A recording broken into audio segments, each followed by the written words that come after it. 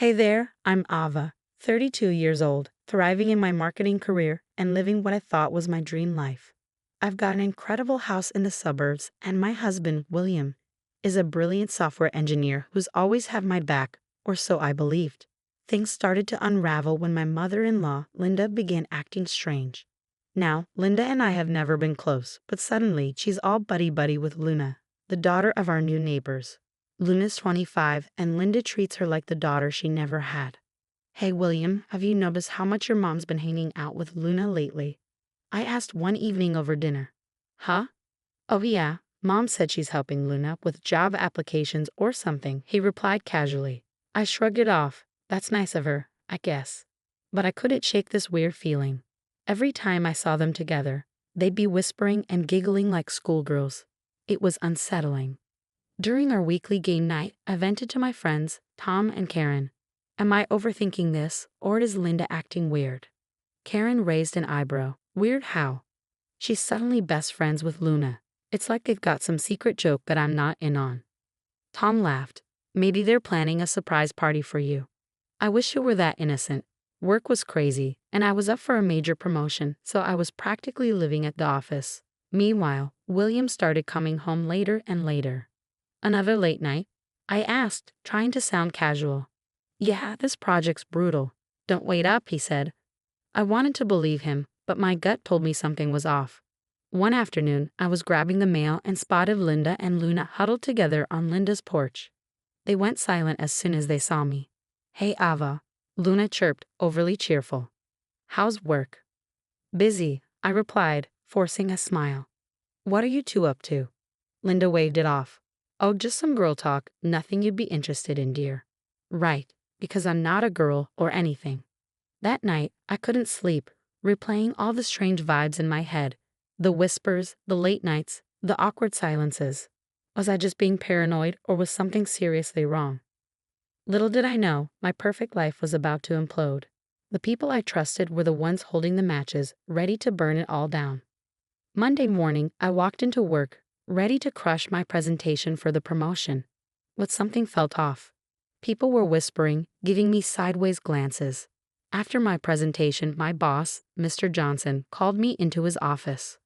Aha, we need to talk, he said, looking uncomfortable. There've been some rumors about us. I'm sorry, but I have to pass you over for the promotion. We can't have people thinking. Well, you understand. I was stunned. What? That's ridiculous. There's nothing going on between us. He sighed. I'm sorry, Ava. My hands are tied. I left work early, my mind spinning. At a neighborhood barbecue that weekend, I overheard Mrs. Peters gossiping with another neighbor. Did you hear about Ava Thompson? Apparently, she throws wild parties. Someone even said they saw drugs there. I nearly dropped my plate. What the hell was going on? When I got home, I confronted William. People are saying insane things about me, wild parties, an affair with my boss. What's happening? William looked uncomfortable, avoiding my eyes. I don't know, Ava. Maybe there's some truth to it. You've been working late a lot. I stared at him shocked. Are you serious? You know me better than that. The next day, Linda stopped by unexpectedly. Oh, Ava, she said with fake concern. I'm worried about you. Your behavior lately. It's just not right. Maybe you should be careful.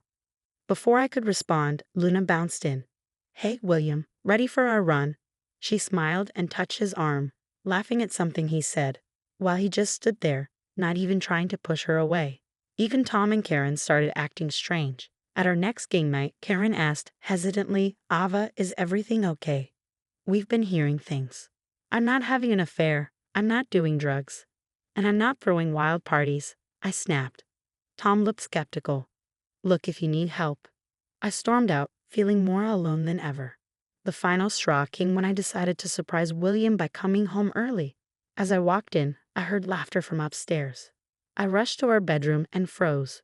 There was Luna, twirling in front of my mirror in my favorite dress. William was sitting on the bed, smiling at her. What the hell is going on here? I demanded. William jumped up, looking guilty. Ava, we. Luna needed something to wear for a job interview. Luna had the audacity to smile. Thanks for letting me borrow this, Ava. You're such a sweetheart. I was speechless as she sauntered out. I turned to William, incredulous. First my clothes, and what's next? My identity? That night, as he showered, I did something I never thought I'd do. I checked his phone. And there they were. Text after text between him and Luna. Nothing outright incriminating, but the flirty undertones were undeniable. Hey handsome, thanks for today, you're always so helpful. Anytime, Jess. You looked amazing in that dress. My world was crumbling. My job, my reputation, my marriage, everything I had worked so hard for was slipping through my fingers. And for what? I hadn't done anything wrong. Lying in bed that night, with William snoring beside me, I made a decision. I wasn't going to be a victim anymore. Someone was orchestrating this nightmare, and I was going to find out who. And when I did, they'd regret ever messing with Ava Thompson. I'd had enough of being a pawn in someone else's twisted game. It was time to take control and uncover the truth. First step, install hidden cameras throughout the house. It felt wrong, but I was desperate. William, I'm heading out for a bit. I called out, my heart racing. Sure, babe. Everything okay? I forced a smile. Just peachy. Next stop, a private investigator's office. Dave, the PI, looked like he'd seen it all. So, you want me to tail your mother-in-law and some young neighbor? He asked. Eyebrow raised. Exactly. Something's not right, and I need proof. Back at work, I swallowed my pride and knocked on Mr. Johnson's door. Sir, can we talk? I need to explain what's really going on. He listened skeptical at first, but as I laid out the bizarre series of events, his expression softened. Ava, I had no idea. I received anonymous tips about your misconduct. I should have talked to you first. Relief washed over me, at least someone believed me. That night, I called an old friend, Alex, who had become a hotshot lawyer. I needed legal advice. Ava, long time no talk. What's up? I spilled everything. Alex whistled low. Damn girl. You're in a mess. But don't worry, we'll figure this out. Days passed, and the evidence started pouring in. I was reviewing the camera footage when I saw it. Linda and Luna sneaking into my home office, planting what looked like drugs in my desk drawer. Those lying, manipulative. I bit back my words, fury building inside me. Then Dave called with more news. Miss Thompson, I've got something. Your mother-in-law, she's been paying the neighbor girl. Looks like she hired her to seduce your husband. It all clicked. Linda had orchestrated the entire thing, using Luna as her pawn to destroy my life. That evening, I confronted William, laying out everything I had discovered. Ava, I don't know what to say, he stammered, his face pale. How about the truth for once? I snapped. William broke down, tears streaming down his face. Luna came on to me hard. I was flattered. Nothing physical happened, I swear, but I liked the attention. I'm so sorry, Ava. I never meant for this to happen. I stared at him, the man I thought I knew. You're sorry. You let your mother and some girl destroy everything we built because you liked the attention. Please, Ava, he begged, reaching for my hand. We can fix this. I love you. I pulled away, my voice cold. Fix this. This isn't a broken vase, William. This is our life, our marriage, and you stood by while it burned. As I walked out of the room, leaving William sobbing on the couch, I felt a strange sense of calm. The truth was out. Now, it was time for justice. I picked up my phone and dialed Alex.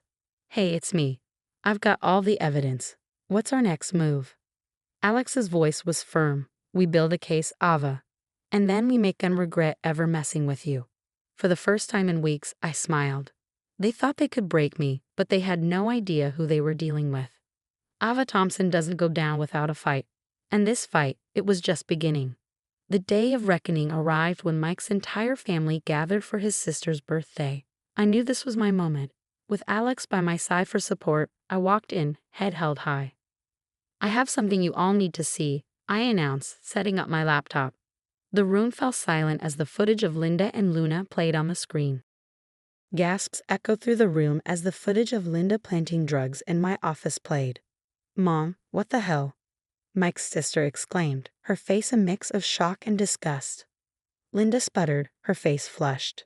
It's not what it looks like, but I wasn't done. I turned to William's siblings, holding their gaze. Did you know about Linda's gambling problem? She's been embezzling from Dad's pension to fund it. I presented the bank statements and casino records for all to see. The shock on their faces deepened. Finally, I addressed the neighbors. And Luna, this isn't her first rodeo. She has a history of conning married men. I've got testimonies from her previous victims. The final bomb had dropped. The fallout was immediate and intense. William's family turned on Linda, their voices rising in anger and disbelief. In the chaos, my phone buzzed. It was Mr. Johnson. Ava, the board reviewed everything. We want to offer you the promotion, along with a public apology. Can you come in tomorrow? I smiled, feeling vindicated. Absolutely, sir. Thank you. As the dust began to settle, William approached me, his eyes pleading. Ava, please. I know I messed up, but can't we try to work this out? I love you. I took a deep breath, steadying myself. No, William, we can't. My lawyer will be in touch with the divorce papers.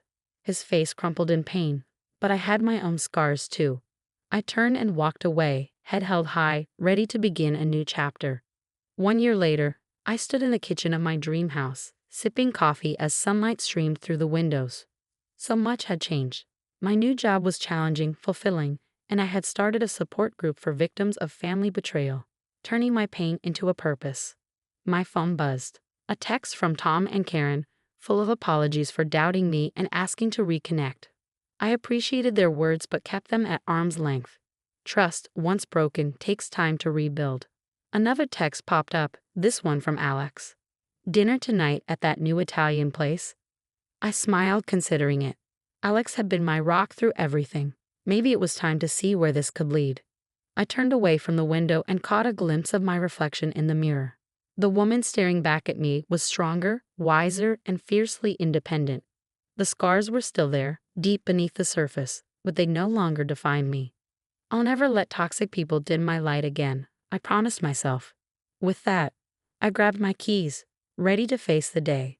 My past had tried to break me, but instead, it had forged me into someone unbreakable. And that woman, she was ready to take on the world. Now I have a question for you. If you were in my shoes, would you have given William a second chance, or do you believe betrayal like this is unforgivable? Where do you draw the line between forgiveness and self-respect? Is there ever a situation where you would take back someone who stood by while others tried to destroy your life? Share your thoughts in the comments below.